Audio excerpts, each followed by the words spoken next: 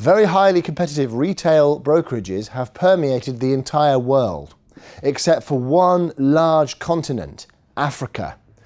Would you go there? Would you set up a brokerage? Let's take a look. An untouched continent doesn't really exist these days in this industry, but I can think of two. One, I don't think there's any possibility of any penetration of electronic trading in that South America. But Africa most certainly has potential. We've seen some companies succeed there.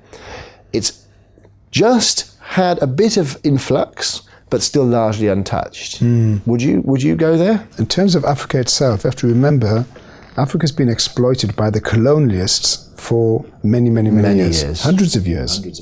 So you've got the continent that's rich in minerals. That's right. Copper, gold, silver, tin.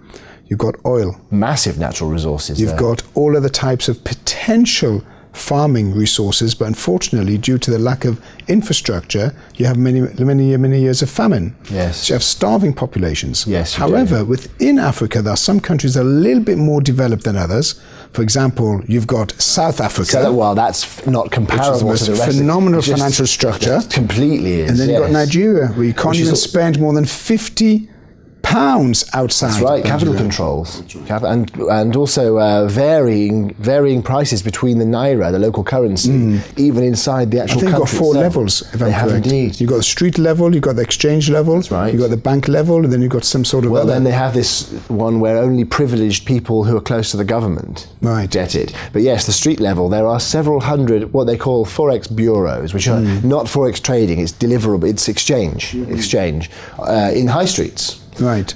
Which offer a different rate to the banks, and the government's trying to close them all down now, so it's a bit of a mess. But I tell you what the system is with Africa at the moment. Africa, everything is done by the phone. Yes, it is. So what they do is they have the telecommunications suppliers or providers, and you have an account with that telecommunications provider, and you can pay for everything from your phone.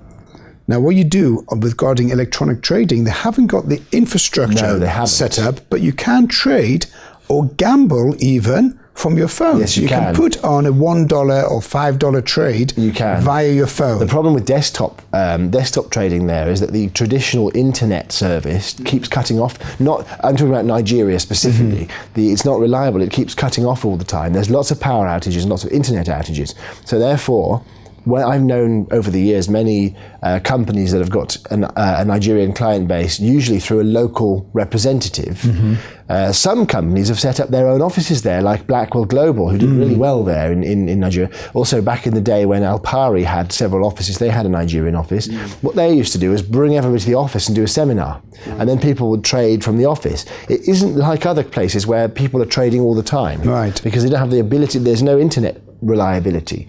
So what they do is they wait until they go to a specific trading seminar and they do it there for a few hours, and then they don't do it again until they go back there again. Right. But So I did try that route. Did you? Many times on getting traders to come into an established office. Oh yes, City Index. That's right. And whereby they would trade from the office. However, the FCA and compliance were not happy with that system at all, because they were afraid of employee input into the trading habits of the trader. Yes, indeed. So, which constitutes financial advice. Correct. And therefore you're in breach of the execution-only contracts. That's right, you are, yes. Now, going back to Nigeria, for example, and just going back to Africa, one of the things that I've done recently is I've set up a contract with helped set up a contract with a firm in South Sudan. However, South Sudan's a new jurisdiction, by the way. It is new, yes. 5 years old. It's post-civil war, it's very dangerous jurisdiction.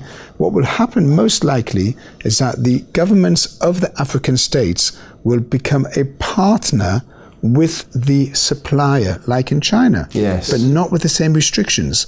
In other words, if you want something to advance in Africa, get a government department to be your partner. That's the best way. And they get revenue from that trade, and then as a result, the government authority will allow you the flow and the path in order to create that business. I knew in introducing, we talked recently about introducing brokers, something which is a big subject. I've lost contact with him now to a large extent, but I knew for many years an IB in Nigeria who did just that. Right. He was a very educated, dignified, professional guy, and he had a company there which provided educational services and trading services and brokerage accounts to all kinds of different managed accounts and self-determined. What he did was have an office in Lagos which was backed by government authorities. Otherwise, it's too unpredictable. That's correct.